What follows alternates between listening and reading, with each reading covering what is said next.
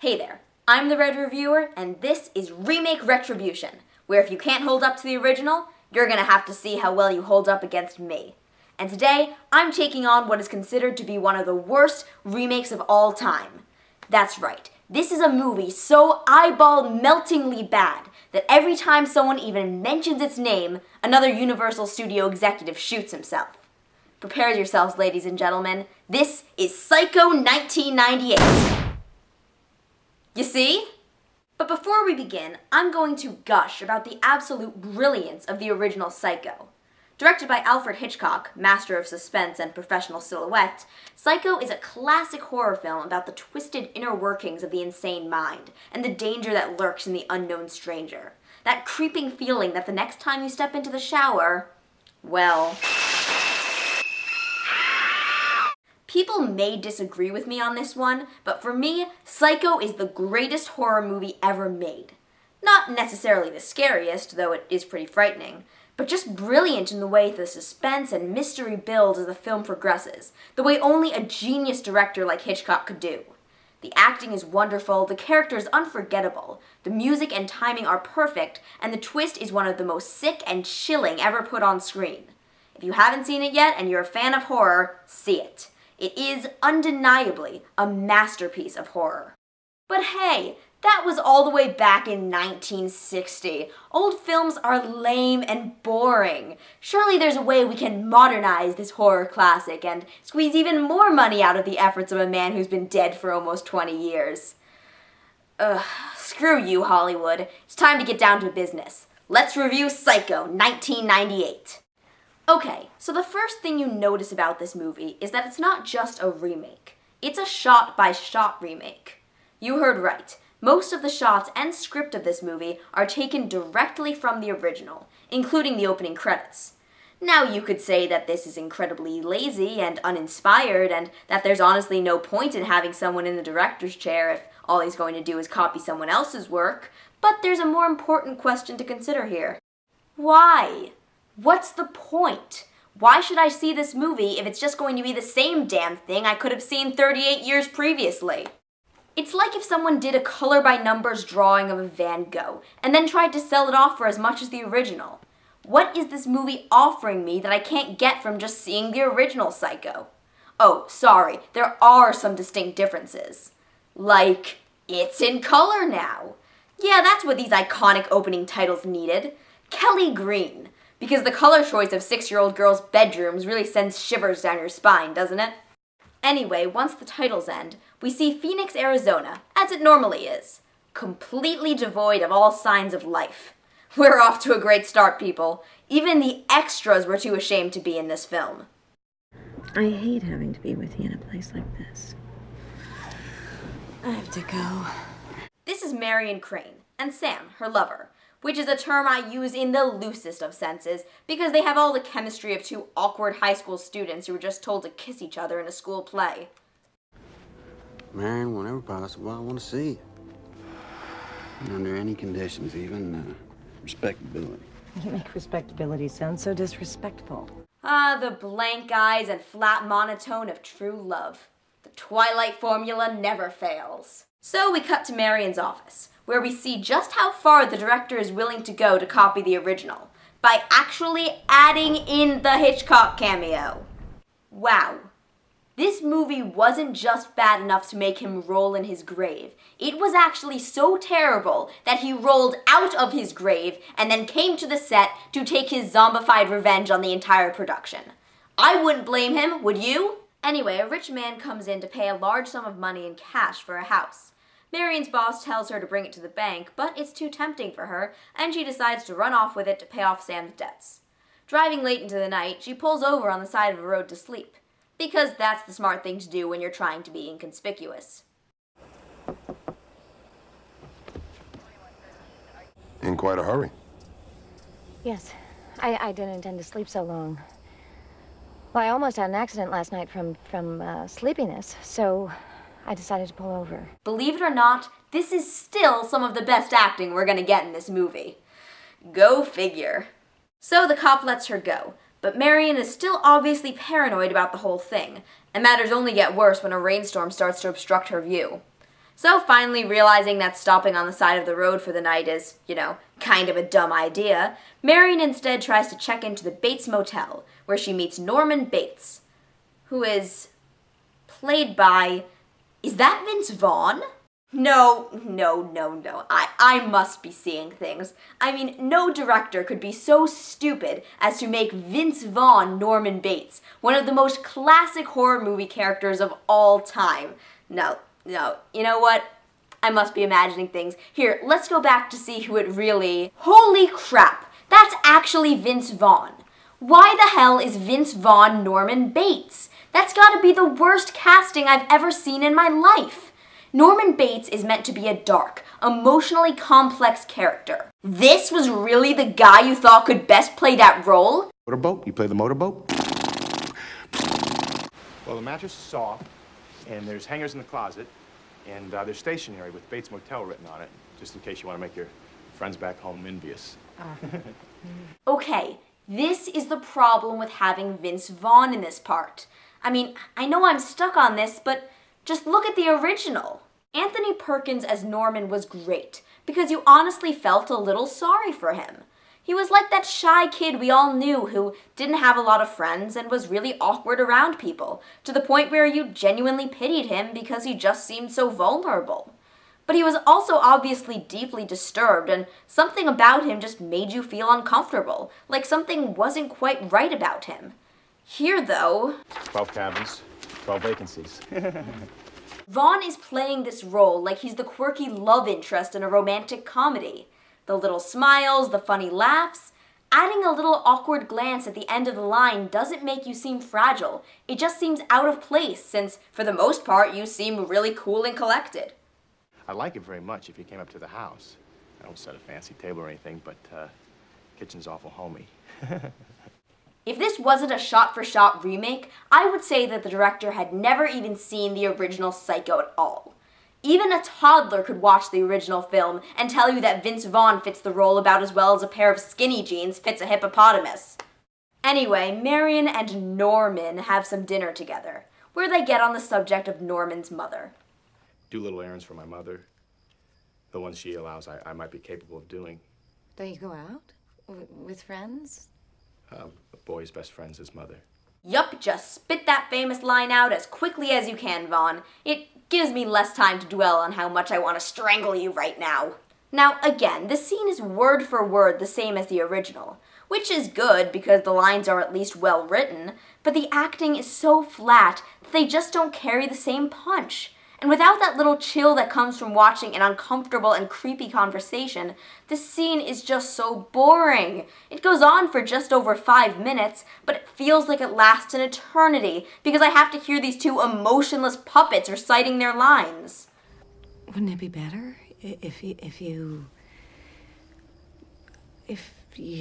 put her someplace? Have you ever seen the inside of one of those places? The laughing and the tears and the cruel eyes studying you? My mother in there? I feel like I'm on some sort of game show. Spot the change in pitch, where if you can find a moment where these two break out of their flat monotones, you win. Everlasting shame at having watched this movie. After we're done with that time I'll never get back, Marion goes back to her room, resolving to return home and give back the money.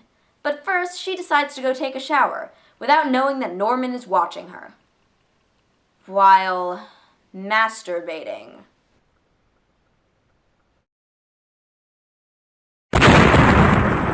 Oh, you are awful, movie. You are awful. The one added scene you make to this movie, and it's a freaking masturbation scene?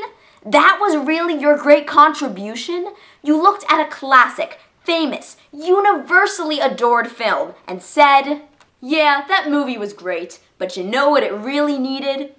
Some guy jerking off. Yeah, that would really make it classy. How do you sleep at night? On top of a pile of money with many beautiful ladies. Now, let me make this clear. I don't object to this addition because I'm a prude, or even because it doesn't really fit with Norman's character. It does, but it still ruins the subtlety and tension that made this famous moment so unsettling. We know what's going through his mind. We don't need to hear him masturbating too. And again, it's the only added scene in the movie, which means that it is the defining characteristic of this film. Good job. At this point, there's only one way this movie can redeem itself for me. The shower scene. The most famous part of the original movie, and the only place where the shot-by-shot remake idea could actually have an advantage. The angles and the shots of this scene were down to such a perfect science that it would be impossible to change them anyway. So let's just sit back and enjoy.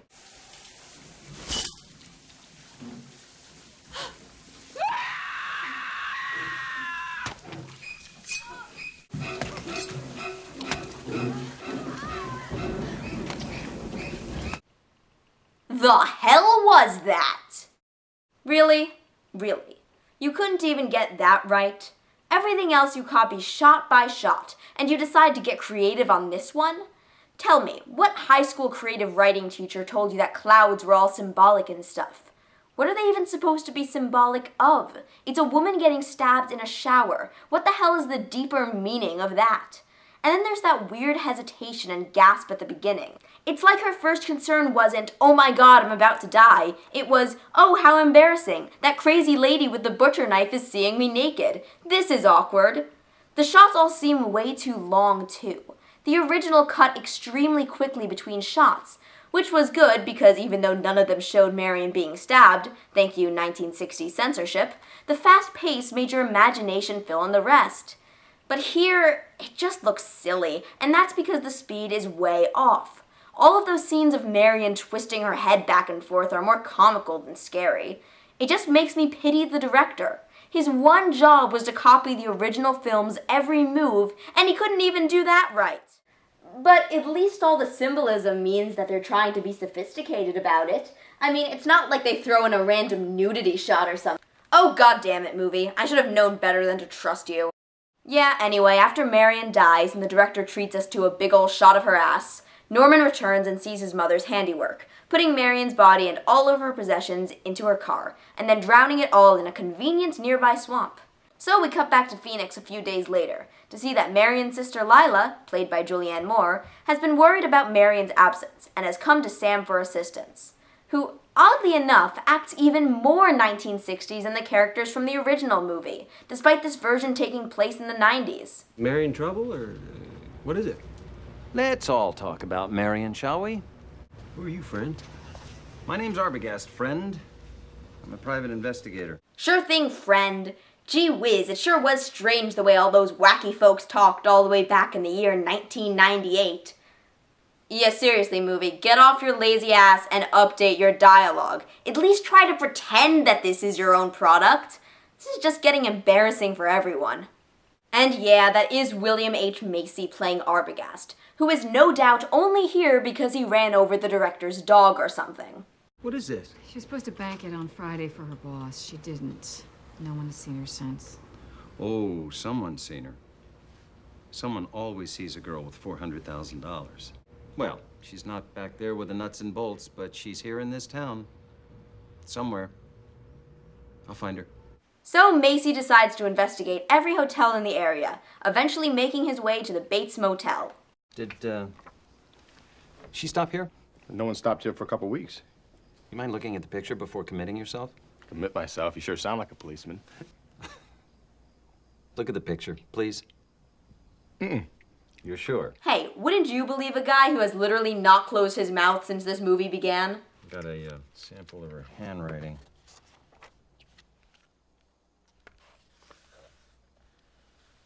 Oh, yeah, here we are. Marie Samuels, that's an interesting alias. Well, it was raining that night and her hair was all wet. And I'll tell you, it's not a very good picture of her either. So obviously believing that Norman was lying, Macy decides to tell Lila what he knows, and that he plans to investigate Norman's mother. Which he does, breaking and entering into a house with a sick old woman in it without a warrant. Insert obligatory NSA joke here. But Norman's mother, obviously offended that her constitutional rights were being violated, attacks him. And once again we have random images being inserted because the director thinks he's an artiste. But the real star of this scene is Macy's mugging. It's like he's trying to make up for everyone else's disinterest in this movie by exposing the audience to enough ham to feed an entire Denny's. It's beautiful, beautiful overacting, and a real breath of fresh air in this film. We now return to your regularly scheduled blandness, already in progress. Back with Lila and Sam, they're worried that Macy never called them back with more information, so the two decide to talk with the sheriff and his wife to see if they know anything about Macy or the Bates Motel. But they say that what Macy told them couldn't be true, since apparently Norman's mother has been dead for many years. No one seems to have told Norman this, however, as he becomes worried for his mother's safety and decides to hide her in their basement. Mrs. Bates is, of course, angry about this. I'm sorry, Boyd, but you do manage to look ludicrous when you give me orders. Please, Mother. No, I will not hide in the fruit cellar. And by angry, I mean she pretty much maintains the same monotone that everyone else seems to have in this movie, but why would we want her voice to have any expression or character in it? Clearly, it's much more interesting when it has no emotion whatsoever. So, taking matters into their own hands, Sam and Lila check into the Bates Motel themselves to search for clues. No shower curtain. Sam, look. What is it? Figuring. Didn't get washed down. Look, some figure's been added to or subtracted from 400,000. Fun fact, the original Psycho was the first American film that was allowed to show a toilet on screen. Why am I sharing this random piece of information with you? Well, this movie has killed off so many brain cells that it's literally the only intelligent thing I can say at the moment. That old woman, whoever she is, she told Arbogast something. I want her to tell us the same thing. Hey, you can't go up there. Why not? Bates. Well, let's find him. One of us can keep him occupied and the other one can get the old woman. So, with their brilliant plan in place, Lila goes to search the Bates house, while Sam keeps Norman occupied. Or rather, Norman keeps Norman occupied, since he doesn't seem to be paying attention to Sam at all, he's just reading a magazine. Yeah, this wasn't in the script. Vaughn just couldn't be bothered to take this part seriously anymore, so he just gave up on the set and everyone else had to work around him. Lila snoops around the house, but she doesn't find Mrs. Bates anywhere. She eventually comes across Norman's room, which, just like the original, is quite disturbingly filled with children's toys and games. Of course, as this movie has taught us to expect, there's another unnecessary addition thrown in there. A dirty magazine with prominently displayed boobies. Well, I can't exactly say that the director wanted to put those in for himself. The man who made this is gay. Then I guess I can only assume that he put them in there because he thought the only way men would want to watch his terrible movie is if he kept throwing more naked women at them. I'd like to apologize for the entire male gender now. Thanks, I'm sorry. Anyway, back at the motel, Sam is still doing a piss-poor job of keeping Norman distracted, and Norman quickly figures out what the two are up to, knocks Sam out, and runs up into the house while Lila is still inside. Panicking, Lila tries to hide in the basement, where she discovers... Well, how about I just let this scene play out, okay? Mrs. Bates?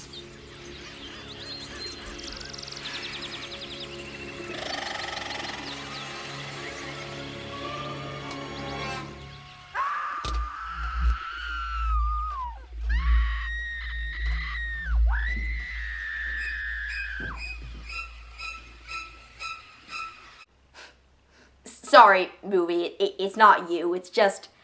I've seen Vince Vaughn in so many comedies that my brain is just hardwired to laugh at him in a dress, but that was rude. You wanted a scared reaction out of me. Here, I'll tell you what I'll do. I'll see how much movie I've got left.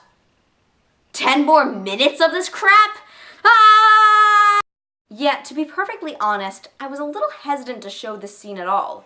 Not because I didn't want to spoil the ending, because, yeah, it's from 1960. But I really didn't want this to be someone's first exposure to this great twist ending. The original Psycho built up the suspense and tension flawlessly, so that when you got to the twist, it was a genuine jolt.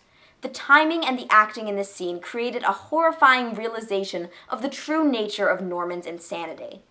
Here, though, it's just not done right, and it's for the same reason that the shower scene didn't work. Sure, the director's fulfilling his duties of the brilliant shot-by-shot remake idea by copying Hitchcock's original angles, but what made Hitchcock's work was that he made those shots quick, which made all those scenes all the more frightening. Here, though, the director holds on these shots for way too long, and any amount of scariness he was trying to conjure up doesn't work. But honestly, were we expecting anything else at this point? Give the director some props for consistency at the very least. Well, we've come this far. Let's see how this cheap imitation of a movie ends. Both the remake and the original Psycho end with a big exposition dump from a police psychiatrist who interviews Norman after his arrest. We're told that Norman killed his mother and, feeling guilty, preserved her body and developed a split personality, with one half represented by what he thought his mother would be like. This included talking like her, dressing like her, and killing any woman who dared to catch his eye in a jealous rage. Man, even disregarding this awful remake, it's absolutely remarkable how many modern horror movies are still ripping off Psycho's main idea. Why can't someone come up with an original concept? I mean, just take me for example. I'm yelling about bad movies on the internet. And now we come to the famous final scene of the movie, with Norman alone in his cell with his mother personality completely dominating his insane mind. They're probably watching me. Well, let them. Let them see what kind of a person I am. I'm not even going to swat that fly. I hope they are watching. They'll see. They'll see and they'll know. And they'll say, why, she wouldn't even harm a fly. Why did I show you the scene from the original movie instead of the one I'm actually reviewing? Well, that's because if you saw the remake's final scene, you'd have to see what Vince Vaughn thinks a slasher smile is. Yeah, you owe me. Well, we're finally done, and thank God for that. I don't know how much more laziness I can bear to watch. This sort of shot-by-shot remake is pretty rare, and I can see why. Regular remakes can be bad enough, but at least most of those try to make it into their own movie. Psycho 1998 just doesn't try. The stuff that it copies directly from the original work okay, I guess, even though it's pointless to see that when we could have just seen the same thing in the original. But then you get the little changes, the things that I'm sure the director didn't think made a big difference, but in the long run, they really hurt the final product, making it seem awkward or downright infuriating at times. Add on to that a cast of actors who are either horribly miscast or just don't seem to care that they're in this movie, and you have a garbage heap of a remake that deviates enough from the original to show just how much it fails in the comparison, but also rips it off enough for the audience to become bored with seeing the same thing they saw 40 years ago. So yes, this movie is just as bad as everyone has made it out to be. Just watching it was enough to drive me absolutely... what's the word I'm looking for? Synonymous with insane. Ah, that's right. Nutty. I'm the Red Reviewer, this is Remake Retribution, and this bad movie just got what it deserved.